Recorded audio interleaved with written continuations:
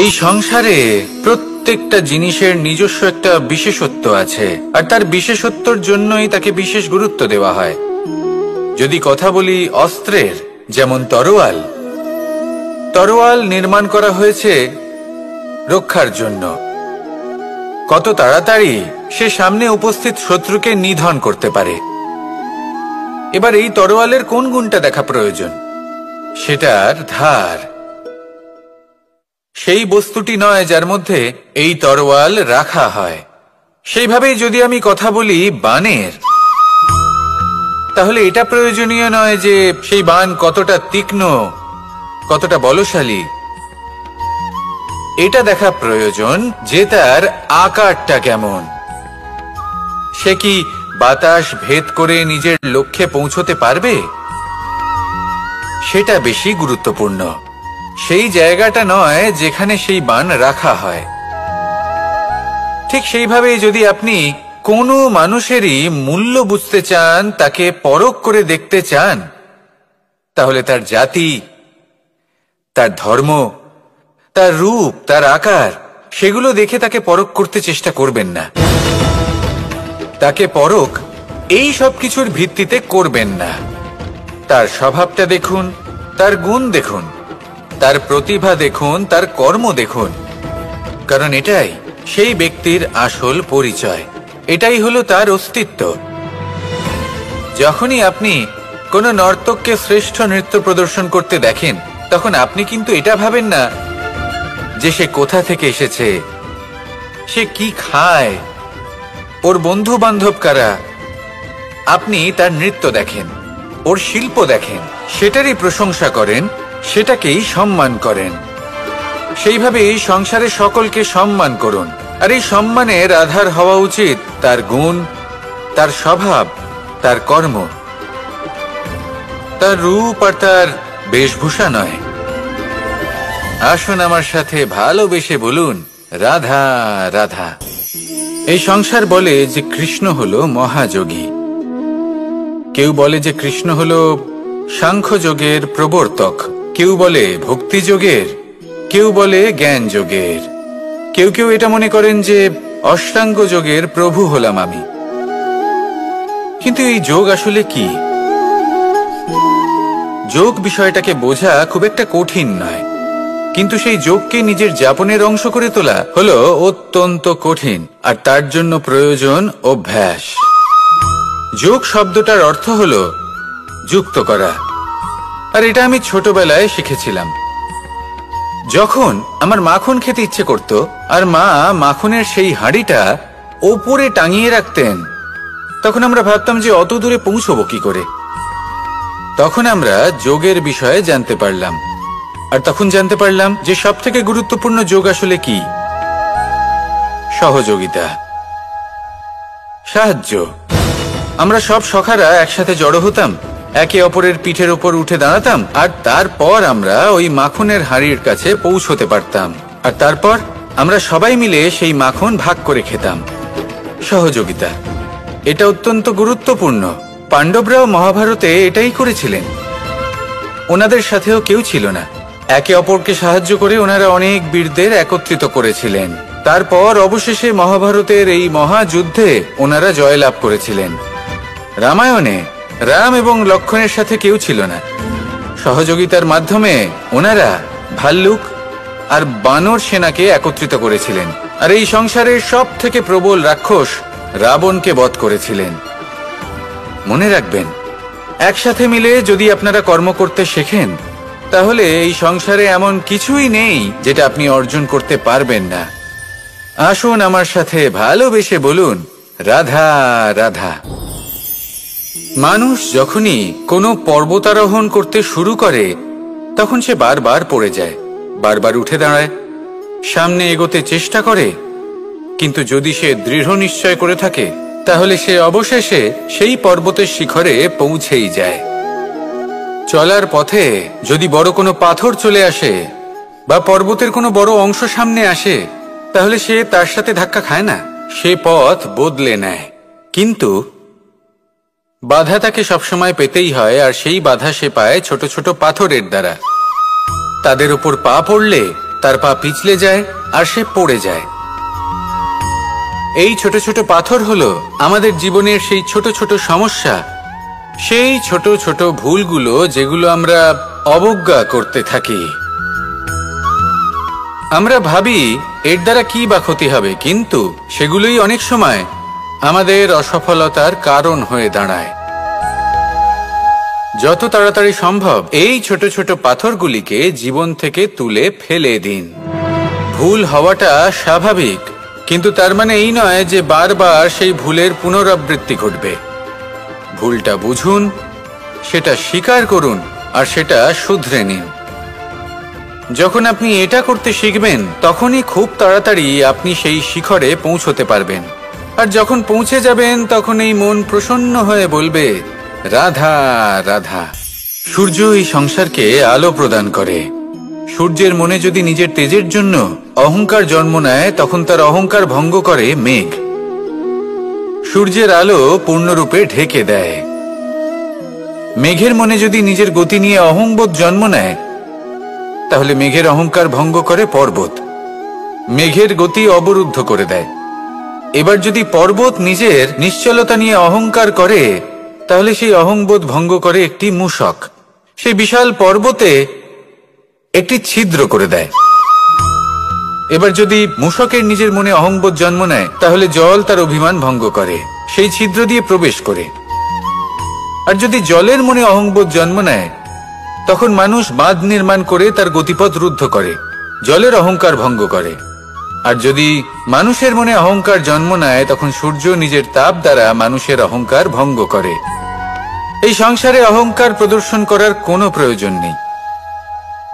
আমাদের সবার মধ্যেই কিছু বিশেষ গুণ আছে, আর সবার মধ্যে কোনো না কোনো দোষও আছে। এই প্রকৃতি আমাদের কি শিক্ষা দেয়? কেউ একে অপরের সাথে লড়াই করে না, একে অপরের জন্য বাধা সৃষ্টি করে না, শুধু নিজের কর্ম করে। সূর্য নিজের প্রকাশ দ্বারা বনস্পতি এবং গাছপালাকে জন্ম দেয়। মেঘ বর্ষা সৃষ্টি করে লুপ্ত হয়ে যায়, আবার নির্মিত হয়। পর্বতের সেই নিশ্চলতা সেই বর্ষাকে একটা দিশা প্রদান করে, আর তারপরে তা ধারা হয়ে প্রবাহিত হয়ে যায়। এইসব কি? এইসব একটা সম্পর্ক, একটা চক্রের মতো। সবাই একসাথে নিজের কর্ম করে, তাই এই চক্র আবর্তিত হয়। এটা আমাদেরও করতে হবে। একসাথে মিলে কাজ করতে হবে। কারোর জন্য বাধা হয়ে উঠলে হবে না, কাউকে ছোট মনে করলে হবে না। এটাই করতে থাকুন। সবাই মিলেমিশে কর্ম করুন। প্রকৃতি আমাদের এই শিক্ষাই দেয়।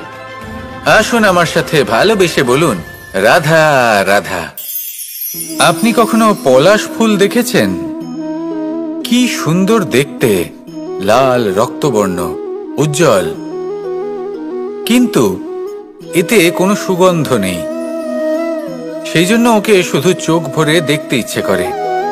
দেখবেন তাকে কিন্তু পুজোতে ব্যবহার করা হয় না, এই ফুল দিয়ে মালা বানানো হয় না। সেরকমই আমাদের জীবনে এমন অনেক ব্যক্তি রয়েছেন যাদেরকে সম্মান অর্জন করতে হয়। যদি আপনি কোনো উচ্চ বংশে জন্ম নিয়ে থাকেন এবং আপনার কাছে সবকিছু থাকে, ধন ঐশ্বর্য থাকে, সবকিছু আপনি আগে থেকেই পেয়ে গেছেন, তাও কিন্তু এই সংসার আপনাকে সম্মান দেবে না। ততক্ষণ পর্যন্ত দেবে না যতক্ষণ না আপনি নিজের অন্তরে গুণ জাগ্রত করছেন, শ্রেষ্ঠ কর্ম করছেন, নিজের অন্তরে ইতিবাচক মনোভাবের এই সুবাস জাগ্রত করছেন। যদি এসব কিছু করেন, তাহলেই এই সংসার আপনাকে সম্মান দেবে। এবার এটা আপনার উপরে নির্ভরশীল যে আপনি কি পলাশ ফুলের মতো হতে চান, নাকি অন্য কোনো ফুল হয়ে উঠতে চান যার সুবাস আছে, যে নিজের সুবাস এই সারা পৃথিবীতে ছড়িয়ে দেয়। আসুন আমার সাথে ভালোবেসে বলুন, রাধা রাধা। এই সংসারে একটা শব্দ আছে যার বিষয়ে মানুষ অত্যাধিক চিন্তা ভাবনা করে, আর সেই শব্দ হলো অস্তিত্ব, পরিচয়। প্রত্যেক ব্যক্তি এই সংসারে নিজের অস্তিত্ব করতে চায়। আর ছোট থেকে এটাই হয়। যখন আমরা শ্রেণীকক্ষে যাই, পড়তে যাই, তখন আমরা এটাই ভাবি যে আমরা নিজেদের অস্তিত্ব গড়ব, সুনাম অর্জন করব। সকল ব্যক্তি যাতে এটাই বলে যে এই হলো সর্বশ্রেষ্ঠ ছাত্র, আর এটাই আমাদের পরিচয়। কার্যক্ষেত্রেও আমরা ঠিক এটাই চেষ্টা করি, পরিশ্রম করতে থাকি এবং ভবিষ্যতে গিয়ে আমরা নিজেদের পরিচয় খুঁজে পাই। পরিচয়ের সাথে সাফল্য আসে, আর সাফল্যের সাথে আসে অস্তিত্ব। আর যখন এই দুটি সংযুক্ত হয় তখন মানুষ অসফলতার কথা ভেবে ভয়ভীত হয়ে পড়ে। আর এটা ভাবতে থাকে যে যদি আমি অসফল হই তাহলে সেই পরিচিতির কি হবে, সেই নামের কি হবে, সেই সবকিছু যে আমি অর্জন করেছি তার কি হবে। সে ভয়ভীত হয়ে পড়ে, আর এই ভয়ের কারণে তার বিকাশ কোথাও না কোথাও অবরুদ্ধ হয়। সে শ্রেষ্ঠ কর্ম করা বন্ধ করে দেয় এবং শুধু এই সুরক্ষিত থাকতে চেষ্টা করে। আর অসফল হলে তাতে ভয় পাওয়ার কোনো প্রয়োজন নেই, কারণ যখন আপনি সফল হন তখন এই সাফল্য আপনার পরিচয় এই সংসারের সাথে করায়। কিন্তু যখন আপনি অসফল হয়ে থাকেন তখন এই অসফলতা এই সংসারের পরিচয় আপনার সাথে করায়, যা অত্যন্ত আবশ্যক। অসফলতা প্রত্যেকের জীবনেই আসবে, তার সম্মুখীন হন আর তার থেকে শিক্ষা লাভ করুন। কারণ যখনই আপনি অসফল হন তখনই আপনার জ্ঞান চক্ষু উন্মুক্ত হয়। আসুন আমার সাথে ভালোবেসে বলুন, রাধা রাধা। নিজের নিজের অভিজ্ঞতাগুলো দেখে, তার পরিণাম দেখে প্রত্যেক মানুষের মনে একটা ধারণা জন্ম নেয়। প্রজন্মের পর প্রজন্ম যখন অগ্রসর হতে থাকে, এই ধারণাগুলোই কারণ হয়ে ওঠে যা মানুষের জীবনে তার শুভর, অশুভর, লাভের, ক্ষতির এই সবকিছুর আধার হয়ে ওঠে। যেমন ধরুন আপনি কোথাও যাচ্ছেন আর পথে বেড়াল রাস্তা পার করে গেল, সেটা অশুভ বলা হয়। কেউ হাঁচলে কাজ থামিয়ে দেওয়া হয়। বলা হয় যখন আপনি কোনো শুভ কাজ করতে যাবেন তখন মিষ্টি খেয়ে যাবেন, কাজ সফল হবে।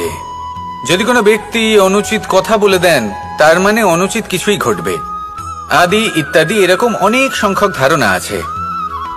কিন্তু সবকিছু যদি এরকমই হতো তাহলে প্রত্যেক মানুষ নিজের কথা দ্বারা নিজের বা অন্য কারোর জীবন স্বর্গতুল্য করে তুলত, নয়তো নরকে পরিণত করত। কিন্তু এরম কি আদৌ হয়? না। কারণ এই সব ধারণা, এই সব কিছু এর উৎস হলো মানুষের মন, তার মস্তিষ্ক। যখন আমরা কোনো বাক্য বা কোনো ধারণাকে একটু বেশি গুরুত্ব দিয়ে ফেলি, তার উপর একটু বেশি বিশ্বাস করে ফেলি, তখন যেটা হয়, তখন আমাদের এই ইচ্ছে শক্তি তার সঞ্চার হয় সেই বাক্যের মাধ্যমে। আর সেই জন্য সেই বাক্য আস্তে আস্তে ফলপ্রসূ হতে থাকে।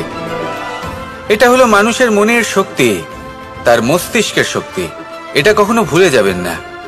এটা প্রয়োগ করুন আর তার সদ্ব্যবহার করুন। একে প্রয়োগ করুন নিজের লক্ষ্যে পৌঁছানোর জন্য, শুভ কর্ম করার জন্য। আসুন আমার সাথে ভালোবেসে বলুন, রাধা রাধা। পাশা নামক এই খেলাটি আপনারা নিশ্চয়ই খেলেছেন, না খেলে থাকলে দেখেছেন, আর যদি দেখেও না থাকেন তাহলে নিশ্চিত রূপে শুনেছেন। মহাভারতের এই মহাযুদ্ধ কোথাও না কোথাও এই পাশা নামক খেলার কারণে হয়েছিল।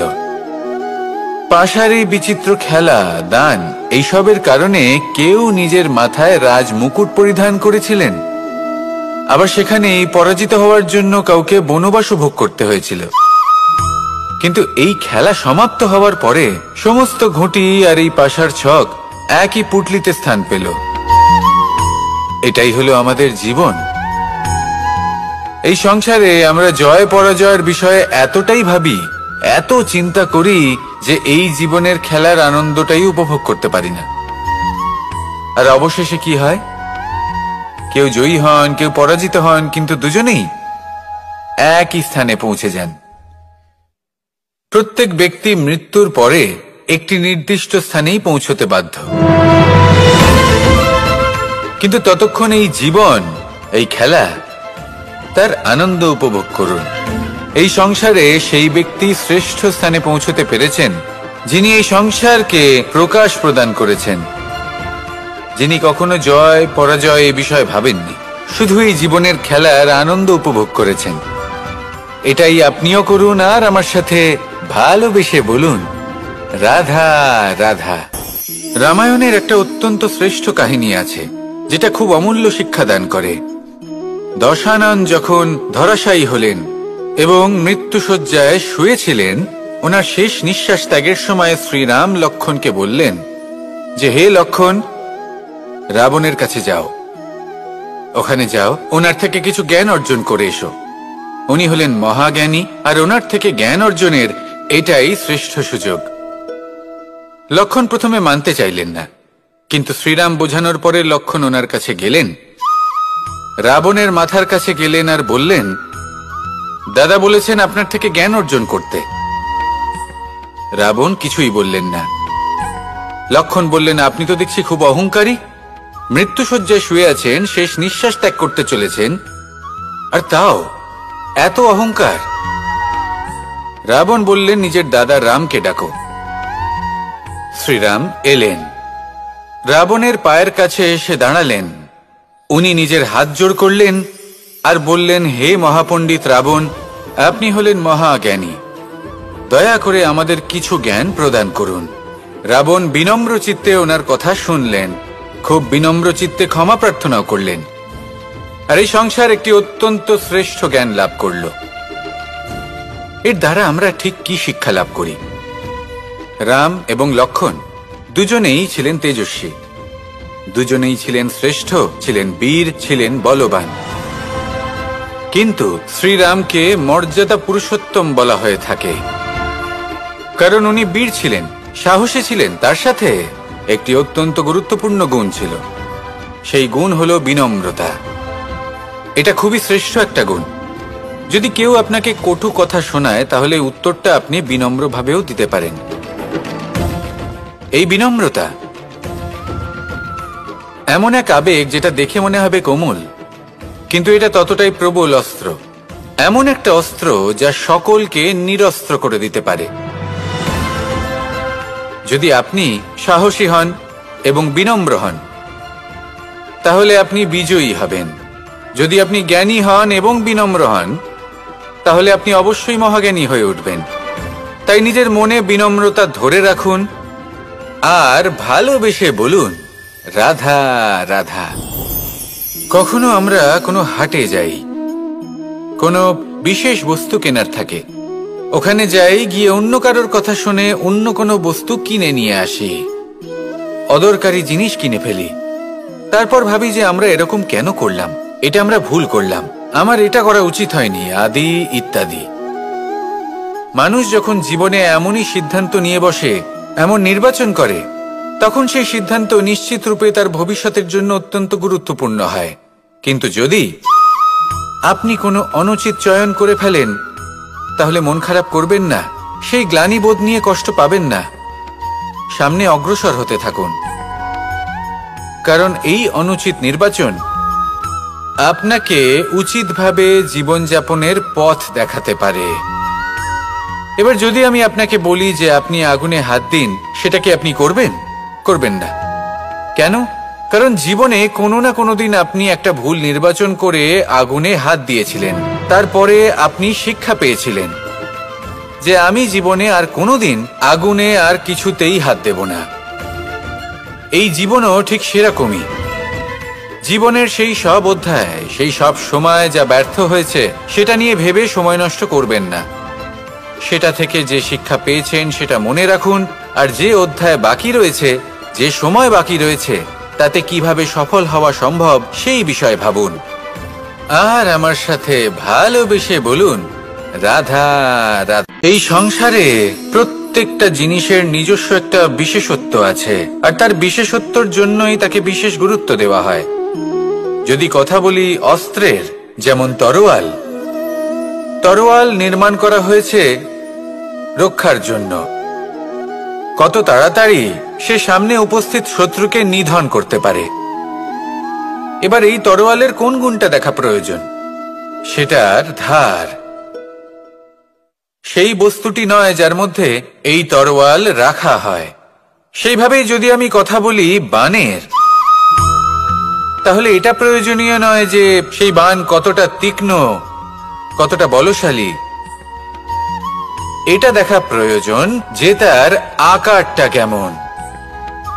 সে কি বাতাস ভেদ করে নিজের লক্ষ্যে পৌঁছতে পারবে? সেটা বেশি গুরুত্বপূর্ণ, সেই জায়গাটা নয় যেখানে সেই বাণ রাখা হয়। ঠিক সেইভাবেই যদি আপনি কোনো মানুষেরই মূল্য বুঝতে চান, তাকে পরখ করে দেখতে চান, তাহলে তার জাতি, তার ধর্ম, তার রূপ, তার আকার, সেগুলো দেখে তাকে পরখ করতে চেষ্টা করবেন না। তাকে পরখ এই সব কিছুর ভিত্তিতে করবেন না।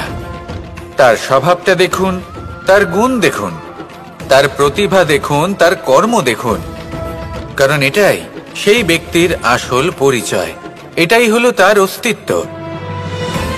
যখনই আপনি কোনো নর্তককে শ্রেষ্ঠ নৃত্য প্রদর্শন করতে দেখেন, তখন আপনি কিন্তু এটা ভাবেন না যে সে কোথা থেকে এসেছে, সে কি খায়, ওর বন্ধু বান্ধব কারা। আপনি তার নৃত্য দেখেন, ওর শিল্প দেখেন, সেটারই প্রশংসা করেন, সেটাকেই সম্মান করেন। সেইভাবে এই সংসারে সকলকে সম্মান করুন, আর এই সম্মানের আধার হওয়া উচিত তার গুণ, তার স্বভাব, তার কর্ম, তার রূপ আর তার বেশভূষা নয়। আসুন আমার সাথে ভালোবেসে বলুন, রাধা রাধা। এই সংসার বলে যে কৃষ্ণ হলো মহাযোগী, কেউ বলে যে কৃষ্ণ হলো সাংখ্যযোগের প্রবর্তক, কেউ বলে ভক্তিযোগের, কেউ বলে জ্ঞান যোগের, কেউ কেউ এটা মনে করেন যে অষ্টাঙ্গ যোগের প্রভু হলাম আমি। কিন্তু এই যোগ আসলে কি?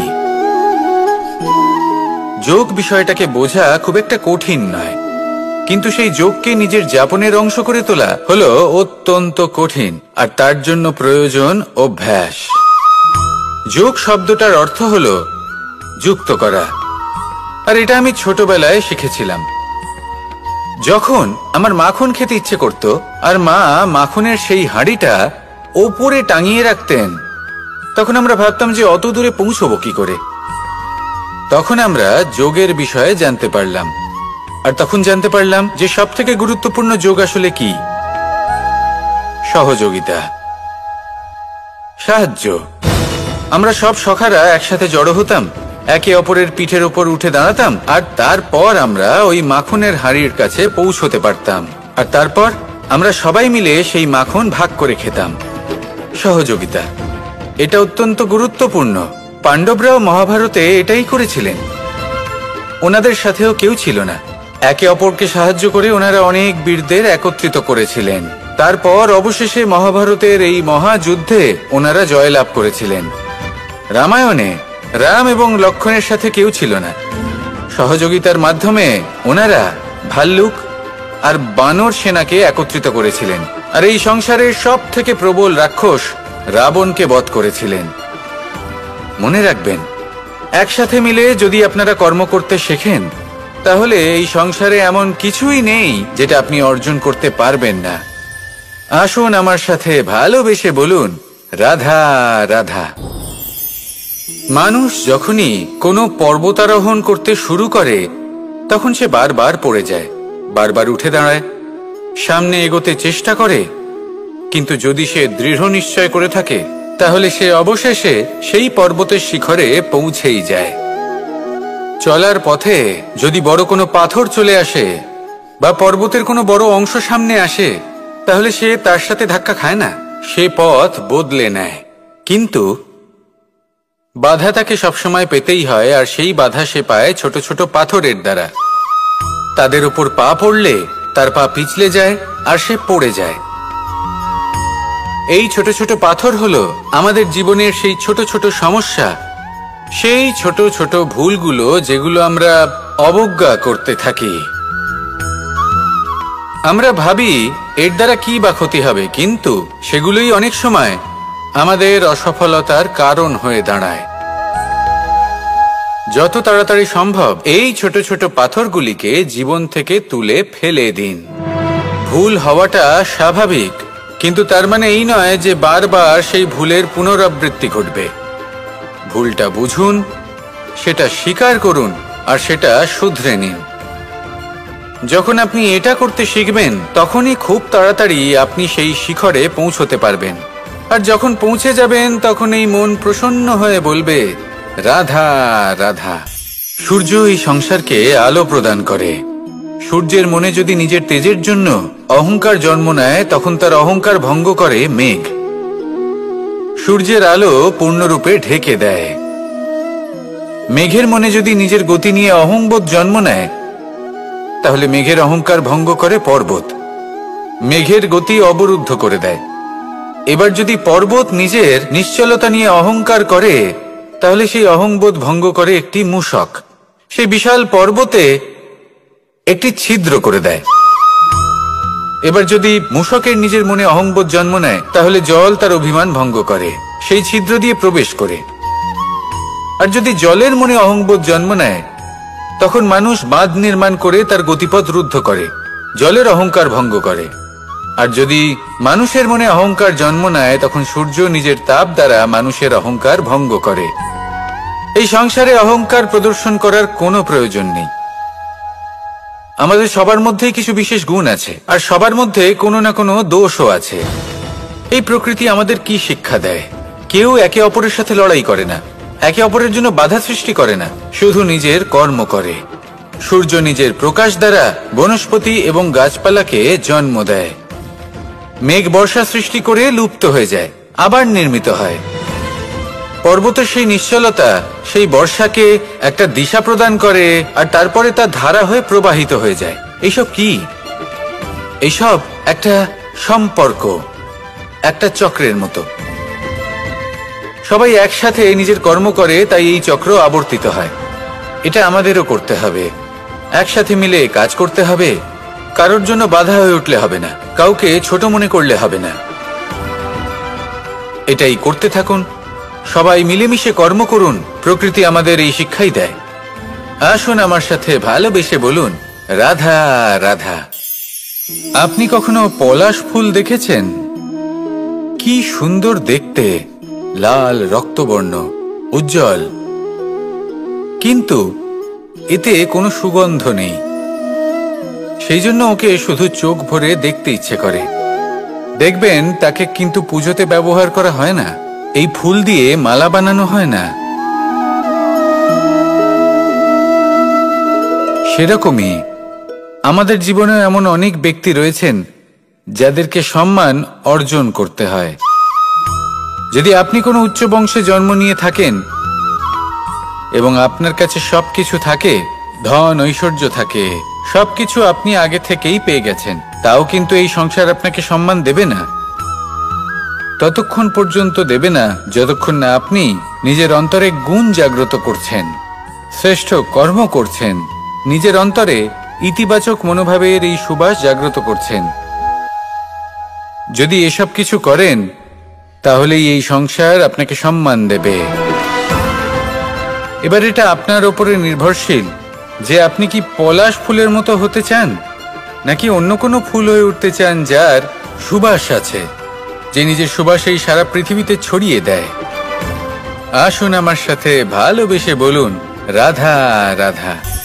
এই সংসারে একটা শব্দ আছে যার বিষয়ে মানুষ অত্যাধিক চিন্তা ভাবনা করে, আর সেই শব্দ হলো অস্তিত্ব, পরিচয়। প্রত্যেক ব্যক্তি এই সংসারে নিজের অস্তিত্ব করতে চায়, আর ছোট থেকে এটাই হয়। যখন আমরা শ্রেণীকক্ষে যাই, পড়তে যাই, তখন আমরা এটাই ভাবি যে আমরা নিজেদের অস্তিত্ব গড়ব, সুনাম অর্জন করব। সকল ব্যক্তি যাতে এটাই বলে যে এই হলো সর্বশ্রেষ্ঠ ছাত্র, আর এটাই আমাদের পরিচয়। কার্যক্ষেত্রেও আমরা ঠিক এটাই চেষ্টা করি, পরিশ্রম করতে থাকি এবং ভবিষ্যতে গিয়ে আমরা নিজেদের পরিচয় খুঁজে পাই। পরিচয়ের সাথে সাফল্য আসে, আর সাফল্যের সাথে আসে অস্তিত্ব। আর যখন এই দুটি সংযুক্ত হয়, তখন মানুষ অসফলতার কথা ভেবে ভয়ভীত হয়ে পড়ে, আর এটা ভাবতে থাকে যে যদি আমি অসফল হই, তাহলে সেই পরিচিতির কি হবে, সেই নামের কি হবে, সেই সব কিছু যে আমি অর্জন করেছি তার কি হবে। সে ভয়ভীত হয়ে পড়ে, আর এই ভয়ের কারণে তার বিকাশ কোথাও না কোথাও অবরুদ্ধ হয়। সে শ্রেষ্ঠ কর্ম করা বন্ধ করে দেয় এবং শুধু এই সুরক্ষিত থাকতে চেষ্টা করে। আর অসফল হলে তাতে ভয় পাওয়ার কোনো প্রয়োজন নেই, কারণ যখন আপনি সফল হন তখন এই সাফল্য আপনার পরিচয় এই সংসারের সাথে করায়। কিন্তু যখন আপনি অসফল হয়ে থাকেন, তখন এই অসফলতা এই সংসারের পরিচয় আপনার সাথে করায়, যা অত্যন্ত আবশ্যক। অসফলতা প্রত্যেকের জীবনেই আসবে, তার সম্মুখীন হন আর তার থেকে শিক্ষা লাভ করুন। কারণ যখনই আপনি অসফল হন, তখনই আপনার জ্ঞান চক্ষু উন্মুক্ত হয়। আসুন আমার সাথে ভালোবেসে বলুন, রাধা রাধা। নিজের নিজের অভিজ্ঞতাগুলো দেখে, তার পরিণাম দেখে প্রত্যেক মানুষের মনে একটা ধারণা জন্ম নেয়। প্রজন্মের পর প্রজন্ম যখন অগ্রসর হতে থাকে, এই ধারণাগুলোই কারণ হয়ে ওঠে, যা মানুষের জীবনে তার শুভর, অশুভর, লাভের, ক্ষতির এই সবকিছুর আধার হয়ে ওঠে।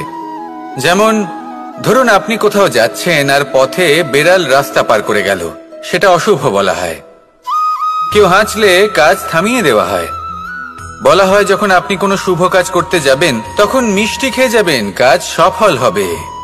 যদি কোনো ব্যক্তি অনুচিত কথা বলে দেন, তার মানে অনুচিত কিছুই ঘটবে, আদি ইত্যাদি। এরকম অনেক সংখ্যক ধারণা আছে। কিন্তু সবকিছু যদি এরকমই হতো, তাহলে প্রত্যেক মানুষ নিজের কথা দ্বারা নিজের বা অন্য কারোর জীবন স্বর্গতুল্য করে তুলত, নয়তো নরকে পরিণত করত। কিন্তু এরম কি আদৌ হয়? না। কারণ এই সব ধারণা, এই সব কিছু এর উৎস হলো মানুষের মন, তার মস্তিষ্ক। যখন আমরা কোনো বাক্য বা কোনো ধারণাকে একটু বেশি গুরুত্ব দিয়ে ফেলি, তার উপর একটু বেশি বিশ্বাস করে ফেলি, তখন যেটা হয়, তখন আমাদের এই ইচ্ছে শক্তি তার সঞ্চার হয় সেই বাক্যের মাধ্যমে। আর সেই জন্য সেই বাক্য আস্তে আস্তে ফলপ্রসূ হতে থাকে। এটা হলো মানুষের মনের শক্তি, তার মস্তিষ্কের শক্তি। এটা কখনো ভুলে যাবেন না। এটা প্রয়োগ করুন আর তার সদ্ব্যবহার করুন। একে প্রয়োগ করুন নিজের লক্ষ্যে পৌঁছানোর জন্য, শুভ কর্ম করার জন্য। আসুন আমার সাথে ভালোবেসে বলুন, রাধা রাধা। পাশা নামক এই খেলাটি আপনারা নিশ্চয়ই খেলেছেন। না খেলে থাকলে দেখেছেন, আর যদি দেখেও না থাকেন তাহলে নিশ্চিত রূপে শুনেছেন। মহাভারতের এই মহাযুদ্ধ কোথাও না কোথাও এই পাশা নামক খেলার কারণে হয়েছিল। পাশার এই বিচিত্র খেলা, দান, এইসবের কারণে কেউ নিজের মাথায় রাজ মুকুট পরিধান করেছিলেন, আবার সেখানে পরাজিত হওয়ার জন্য কাউকে বনবাস ভোগ করতে হয়েছিল। কিন্তু এই খেলা সমাপ্ত হওয়ার পরে সমস্ত ঘুঁটি আর এই পাশার ছক একই পুটলিতে স্থান পেল। এটাই হলো আমাদের জীবন। এই সংসারে আমরা জয় পরাজয়ের বিষয়ে এতটাই ভাবি, এত চিন্তা করি যে এই জীবনের খেলার আনন্দটাই উপভোগ করতে পারি না। আর অবশেষে কি হয়? কেউ জয়ী হন, কেউ পরাজিত হন, কিন্তু দুজনেই একই স্থানে পৌঁছে যান। প্রত্যেক ব্যক্তি মৃত্যুর পরে একটি নির্দিষ্ট স্থানেই পৌঁছতে বাধ্য। কিন্তু ততক্ষণ এই জীবন, এই খেলা, তার আনন্দ উপভোগ করুন। এই সংসারে সেই ব্যক্তি শ্রেষ্ঠ স্থানে পৌঁছতে পেরেছেন যিনি এই সংসারকে প্রকাশ প্রদান করেছেন, যিনি কখনো জয় পরাজয় এ বিষয়ে ভাবেননি, শুধু এই জীবনের খেলার আনন্দ উপভোগ করেছেন। এটাই আপনিও করুন আর আমার সাথে ভালোবেসে বলুন, রাধা রাধা। রামায়ণের একটা অত্যন্ত শ্রেষ্ঠ কাহিনী আছে, যেটা খুব অমূল্য শিক্ষাদান করে। দশানন যখন ধরাশায়ী হলেন এবং মৃত্যুশয্যায় শুয়েছিলেন, ওনার শেষ নিঃশ্বাস ত্যাগের সময় শ্রীরাম লক্ষ্মণকে বললেন যে, হে লক্ষ্মণ, রাবণের কাছে যাও, ওখানে যাও, ওনার থেকে কিছু জ্ঞান অর্জন করে এসো। উনি হলেন মহাজ্ঞানী, আর ওনার থেকে জ্ঞান অর্জনের এটাই শ্রেষ্ঠ সুযোগ। লক্ষ্মণ প্রথমে মানতে চাইলেন না, কিন্তু শ্রীরাম বোঝানোর পরে লক্ষ্মণ ওনার কাছে গেলেন, রাবণের মাথার কাছে গেলেন আর বললেন, দাদা বলেছেন আপনার থেকে জ্ঞান অর্জন করতে। রাবণ কিছুই বললেন না। লক্ষ্মণ বললেন, আপনি তো দেখছি খুব অহংকারী, মৃত্যুশয্যায় শুয়ে আছেন, শেষ নিঃশ্বাস ত্যাগ করতে চলেছেন, আর তাও এত অহংকার। রাবণ বললেন, নিজের দাদা রামকে ডাকো। শ্রীরাম এলেন। রাবণের পায়ের কাছে এসে দাঁড়ালেন। উনি নিজের হাত জোড় করলেন আর বললেন, হে মহাপণ্ডিত রাবণ, আপনি হলেন মহাজ্ঞানী, দয়া করে আমাদের কিছু জ্ঞান প্রদান করুন। রাবণ বিনম্র চিত্তে ওনার কথা শুনলেন, খুব বিনম্র চিত্তে ক্ষমা প্রার্থনাও করলেন, আর এই সংসার একটি অত্যন্ত শ্রেষ্ঠ জ্ঞান লাভ করল। এর দ্বারা আমরা ঠিক কি শিক্ষা লাভ করি? রাম এবং লক্ষ্মণ দুজনেই ছিলেন তেজস্বী, দুজনেই ছিলেন শ্রেষ্ঠ, ছিলেন বীর, ছিলেন বলবান। কিন্তু শ্রীরামকে মর্যাদা পুরুষোত্তম বলা হয়ে থাকে, কারণ উনি বীর ছিলেন, সাহসী ছিলেন। তার সাথে একটি অত্যন্ত গুরুত্বপূর্ণ গুণ ছিল, সেই গুণ হলো বিনম্রতা। এটা খুবই শ্রেষ্ঠ একটা গুণ। যদি কেউ আপনাকে কটু কথা শোনায়, তাহলে উত্তরটা আপনি বিনম্রভাবেও দিতে পারেন। এই বিনম্রতা এমন এক আবেগ যেটা দেখে মনে হবে কোমল, কিন্তু এটা ততটাই প্রবল অস্ত্র। এমন একটা অস্ত্র যা সকলকে নিরস্ত্র করে দিতে পারে। যদি আপনি সাহসী হন এবং বিনম্র হন, তাহলে আপনি বিজয়ী হবেন। যদি আপনি জ্ঞানী হন এবং বিনম্র হন, তাহলে আপনি অবশ্যই মহাজ্ঞানী হয়ে উঠবেন। তাই নিজের মনে বিনম্রতা ধরে রাখুন আর ভালোবেসে বলুন, রাধা রাধা। কখনো আমরা কোনো হাটে যাই, কোনো বিশেষ বস্তু কেনার থাকে, ওখানে যাই, গিয়ে অন্য কারোর কথা শুনে অন্য কোনো বস্তু কিনে নিয়ে আসি, অদরকারি জিনিস কিনে ফেলি। তারপর ভাবি যে আমরা এরকম কেন করলাম, এটা আমরা ভুল করলাম, আমার এটা করা উচিত হয়নি, আদি ইত্যাদি। মানুষ যখন জীবনে এমনই সিদ্ধান্ত নিয়ে বসে, এমন নির্বাচন করে, তখন সেই সিদ্ধান্ত নিশ্চিত রূপে তার ভবিষ্যতের জন্য অত্যন্ত গুরুত্বপূর্ণ হয়। কিন্তু যদি আপনি কোনো অনুচিত চয়ন করে ফেলেন, তাহলে মন খারাপ করবেন না, সেই গ্লানিবোধ নিয়ে কষ্ট পাবেন না, সামনে অগ্রসর হতে থাকুন। কারণ এই অনুচিত নির্বাচন আপনাকে উচিতভাবে জীবনযাপনের পথ দেখাতে পারে। এবার যদি আমি আপনাকে বলি যে আপনি আগুনে হাত দিন, সেটা কি আপনি করবেন? করবেন না। কেন? কারণ জীবনে কোনো না কোনো দিন আপনি একটা ভুল নির্বাচন করে আগুনে হাত দিয়েছিলেন। তারপরে আপনি শিক্ষা পেয়েছিলেন যে আমি জীবনে আর কোনোদিন আগুনে আর কিছুতেই হাত দেব না। এই জীবনও ঠিক সেরকমই।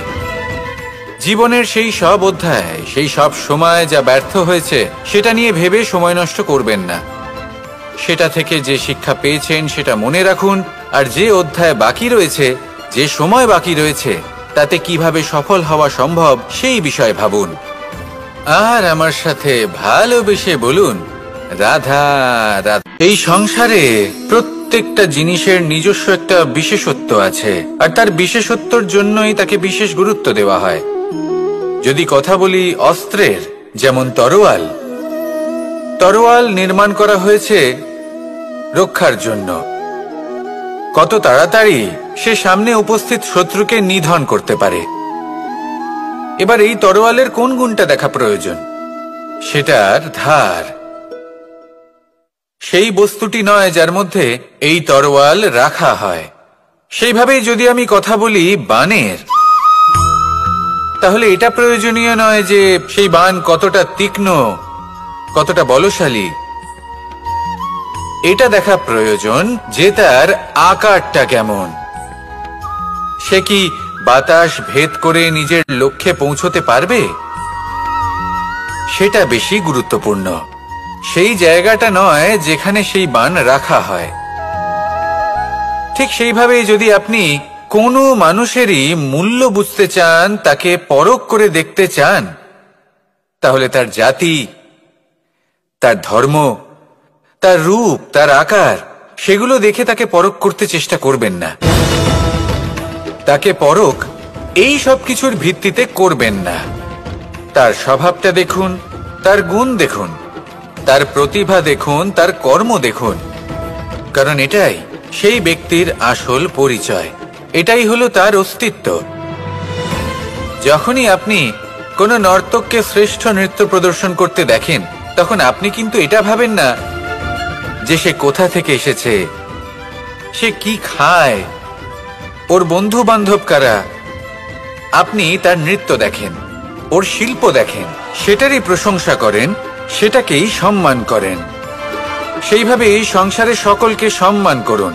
আর এই সম্মানের আধার হওয়া উচিত তার গুণ, তার স্বভাব, তার কর্ম, তার রূপ আর তার বেশভূষা নয়।